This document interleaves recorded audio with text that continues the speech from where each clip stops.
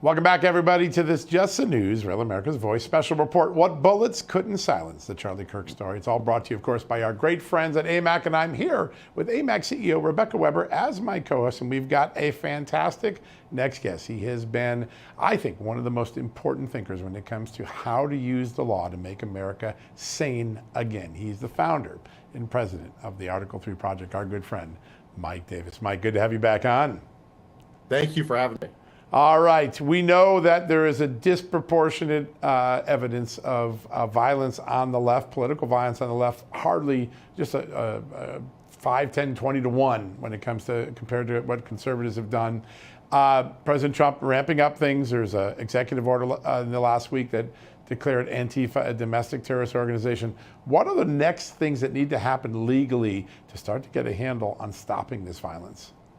Well, I have full confidence in Attorney General Pam Bondi and her Deputy Attorney General Todd Blanche, FBI Director Kash Patel, Dan Bongino, Harmeet Dillon, so many great people in the Trump 47 Justice Department, including the various U.S. attorneys who are just getting in, like Judge Jeanine Pirro in D.C., Jason Redding Quinones down in Miami, and many others.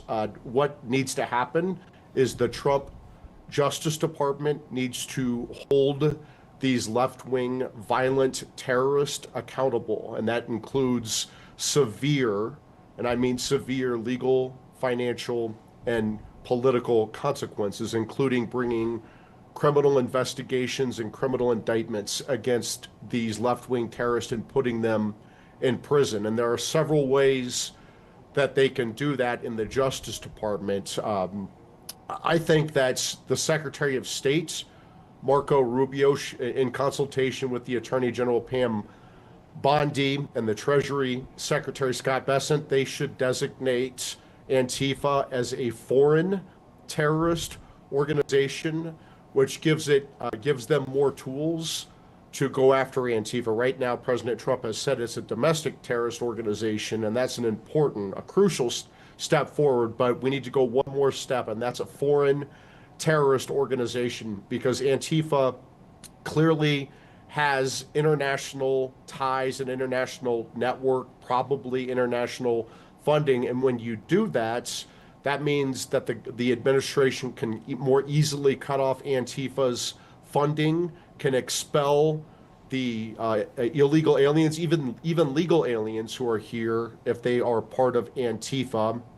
And you can also charge those who support Antifa with material support under our anti-terrorism laws.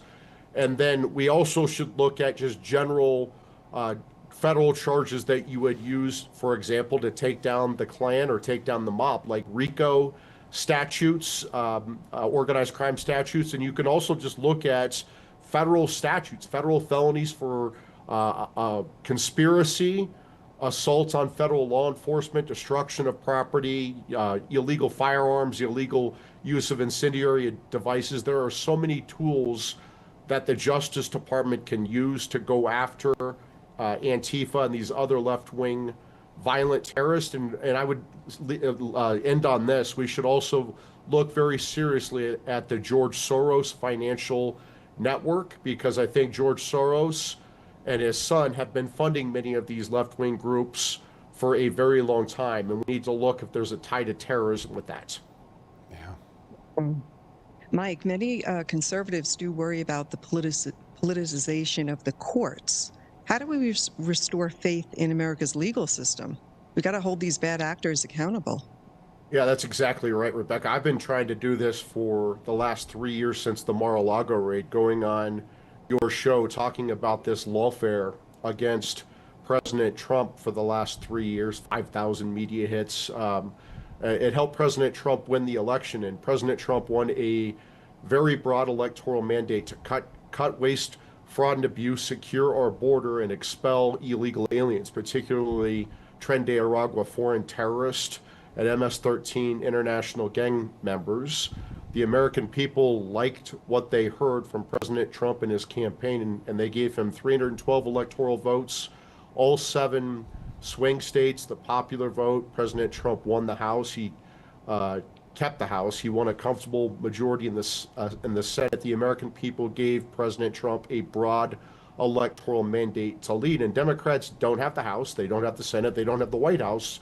But what they do have, these Democrat plaintiffs and Democrat attorneys are going to these Democrat judges and these Democrat hellholes like DC, New York, Chicago, LA, San Francisco, and they're having these activist judges issue these bogus rulings, these nationwide injunctions to sabotage the will of the American people. And I've said this repeatedly, President Trump is not stealing Congress's legislative power under Article 1.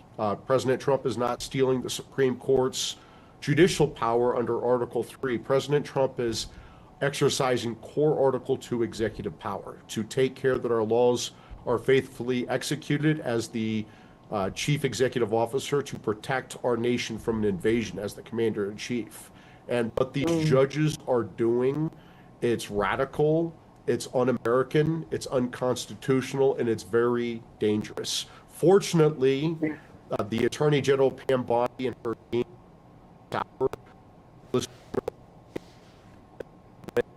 in the Supreme Court of the United States, cases 6-3. So that shows you how bad that the left has gone here when they managed to lose the Chief Justice and other swing justices. So President Trump is doing what he promised American voters.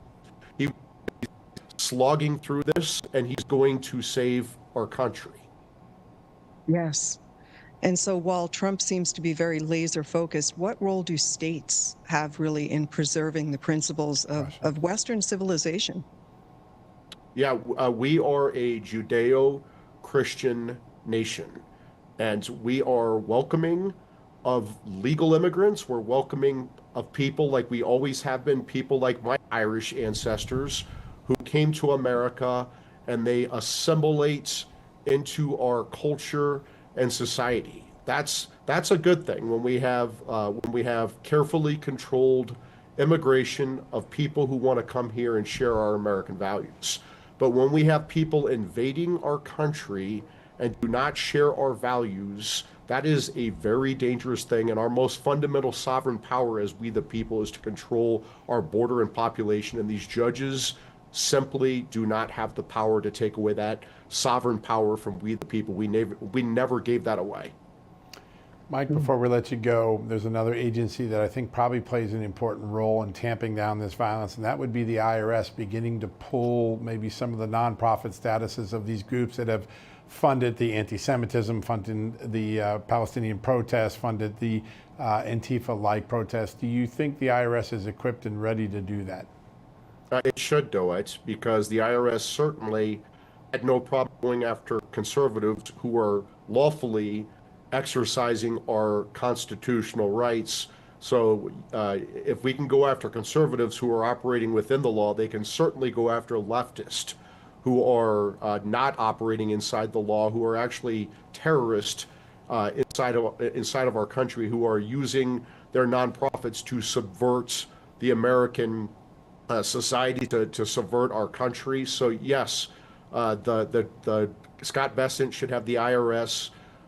This should be an all-of-government approach by the DOJ, including the FBI, by the Treasury Department, including the IRS, by the State Department, by Homeland Security, an all-of-government approach to get these foreign terrorists and their domestic allies the hell out of our country, and for the domestic allies, put them in prison. Yeah, to fund them. That's, get that fuel out of the tank. Mike Davis, you always are doing such amazing work at the Article 3 Project. Great honor to have you on the show today. Thanks for joining us.